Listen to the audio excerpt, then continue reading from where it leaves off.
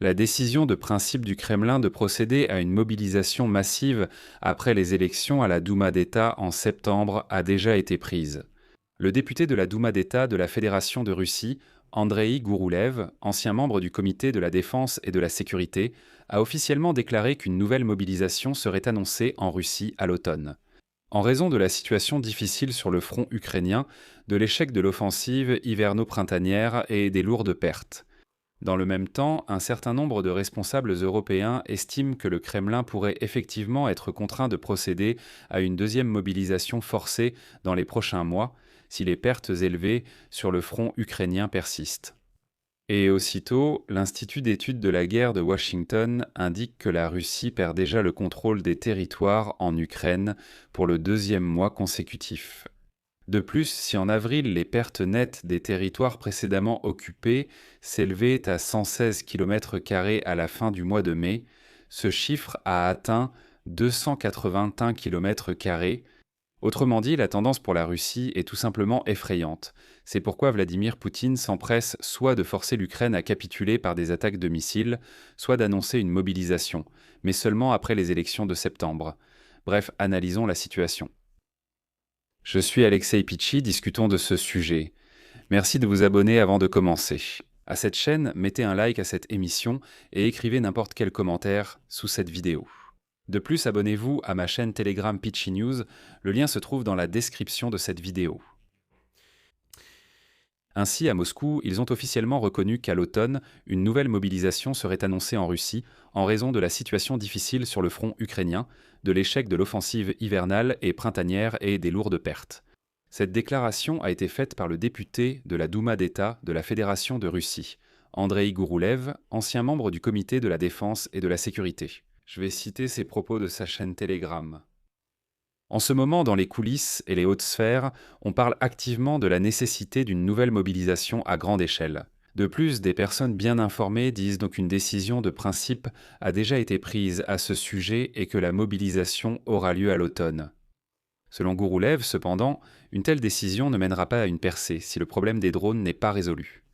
Les forces armées ukrainiennes, qui selon lui déciment l'infanterie à l'approche, empêchent les groupes d'assaut de lever la tête et ont littéralement submergé aussi bien la ligne de front que l'arrière proche. Et selon lui, la Russie ne fera qu'augmenter considérablement le nombre de victimes. Gouroulev attire également l'attention sur la situation en Crimée, où il y a une pénurie d'essence et des attaques de drones sur la route que les Russes appellent Novorossia, qui est censé approvisionner la péninsule par voie terrestre. Je vais à nouveau citer ce Gouroulev. L'ennemi agit de manière effrontée, essayant de couper la péninsule, la Crimée et nos groupes du sud de l'approvisionnement en carburant. L'avancée sur le front s'est en fait arrêtée et l'opération militaire spéciale s'est finalement muée en une impasse de guerre de position extrêmement dure qui annonce l'épuisement si l'initiative n'est pas reprise à temps. Arrêtons de croire que nous allons percer, cela n'arrivera pas sans un changement radical d'approche. Nous devons réorganiser la gestion et exiger rigoureusement des comptes à ceux ayant échoué à garantir la sécurité de la route en Novorossia, pour dissuader d'autres de négliger ces questions. Je tiens également à souligner qu'auparavant, l'Institut international d'études stratégiques de Londres avait évoqué la possibilité d'une nouvelle mobilisation en Russie. Dans un rapport intitulé « La crise imminente de l'économie politique russe », l'Institut a tiré l'attention sur le fait que les capacités actuelles de financement des opérations militaires et de renforcement du groupe combattant en Ukraine sont proches de l'épuisement. Et le Kremlin est confronté à un choix fondamental, soit réduire ses ambitions militaires, soit augmenter fortement ses exigences envers l'économie et la société russe. Selon l'Institut, le deuxième scénario pourrait inclure une nouvelle mobilisation, la fermeture totale des frontières, des restrictions à la liberté du travail, avec l'envoi directif de personnes vers les entreprises de défense, et le passage à une économie entièrement militarisée qui combinerait la propriété d'État et le contrôle étatique des prix. Je n'aurais jamais pensé dire ça, mais Gouroulev a raison. Selon l'Institut pour l'étude de la guerre, la Russie perd, pour le deuxième mois consécutif, plus de territoires en Ukraine qu'elle n'en conquiert. Et la tendance pour les Russes est tout simplement catastrophique. Si en avril, les pertes nettes des territoires précédemment occupés par les forces armées de la Fédération de Russie s'élevaient à 116 km², alors qu'à la fin du mois de mai, ce chiffre a atteint 281 km². Encore une fois, en avril, ils ont perdu 116, en mai, 281. Eh bien, si cette situation et cette tendance se maintiennent, vous pouvez calculer combien ils pourraient perdre en juin. Autrement dit, les forces ukrainiennes ont largement stoppé l'offensive russo-printanière et estivale jusqu'à présent. De décembre 2025 à mai 2026. Selon les estimations de l'Institut pour l'étude de la guerre, les forces russes n'ont avancé que de 40 km² en Ukraine, alors que pour la même période en 2024-2025, le rythme d'avancée était de 500 km². Ainsi, en 2026, les troupes russes n'ont capturé ou pénétré qu'environ 8% du territoire qu'elles avaient occupé en 2025. La progression lente des troupes russes est liée à des changements significatifs sur le champ de bataille, notamment les contre-attaques terrestres des forces armées ukrainiennes, l'intensification des frappes ukrainiennes à moyenne portée et le blocage des terminaux. Starlink pour les forces armées de la Fédération de Russie et la limitation par le Kremlin du fonctionnement de télégrammes sur le front.